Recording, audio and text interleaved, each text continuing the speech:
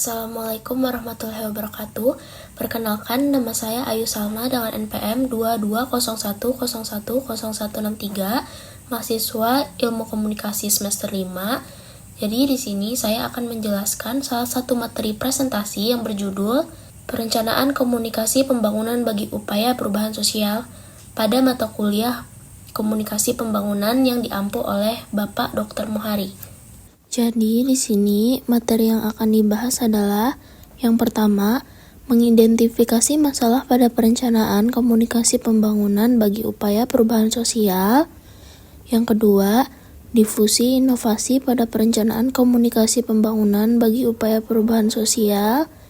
Dan yang ketiga, proses adopsi perencanaan komunikasi pembangunan bagi upaya perubahan sosial.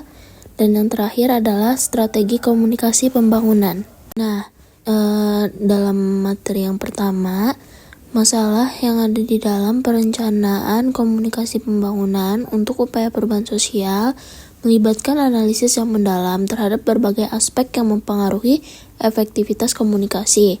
Dan beberapa masalah tersebut seperti kurangnya pemahaman konteks lokal, pesan tidak jelas atau tidak terarah, dan kesenjangan antara pemerintah dan masyarakat.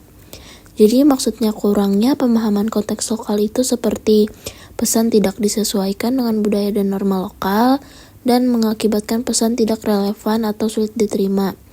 Lalu selanjutnya yang kalau masalah pesan tidak jelas itu karena pesan komunikasi tidak diformulasikan dengan baik sehingga membingungkan audiens atau mengurangi motivasi untuk bertindak. Dan yang terakhir, kesenjangan antara pemerintah dan masyarakat itu karena pemerintah cenderung birokratis dan kurang responsif, sehingga menghambat dialog produktif dengan masyarakat. Adapun beberapa masalah yang muncul dalam perencanaan komunikasi pembangunan bagi upaya perubahan sosial mencakup kurangnya partisipasi masyarakat, hambatan akses dan teknologi, serta koordinasi antar pihak. Jadi kurangnya partisipasi masyarakat itu karena rencana ini kan dibuat tanpa melibatkan masyarakat sehingga menyebabkan kurangnya rata kepemilikan terhadap tujuan pembangunan yang hendak dicapai. Lalu hambatan akses dan teknologi itu karena akses media komunikasi yang tidak merata, hal ini menyulitkan penyebaran informasi. Dan yang terakhir, karena seringkali ada kekurangan koordinasi antara pemerintah, organisasi non-pemerintah, sektor swasta dan media dalam merancang strategi komunikasi yang terpadu. Hal ini menyebabkan pesan yang tidak konsisten dan membingungkan masyarakat. Proses adopsi dalam perencanaan komunikasi pembangunan untuk perubahan sosial ada 6 tahap. Yang pertama, tahap kesadaran. Kedua, tahap ketertarikan. Ketiga, tahap evaluasi. Keempat, tahap uji coba. Kelima, tahap adopsi. Dan keenam, tahap penguatan. Adapun faktor-faktor yang mempengaruhi adopsi seperti karakteristik inovasi, karakteristik sosial dan budaya, peran pemimpin opini, dan yang terakhir akses informasi. Strategi komunikasi pembangunan. Di sini ada communication based assessment. Tujuannya adalah mengidentifikasi masalah, kebutuhan, dan potensi penerima manfaat. Langkah-langkahnya ada yang pertama, mengumpulkan data melalui survei dan wawancara. Yang kedua, menganalisis perilaku komunikasi audiens. Yang ketiga, melibatkan pemangku kepentingan untuk dukungan lokal. Dan strategi yang kedua ada communication strategy design.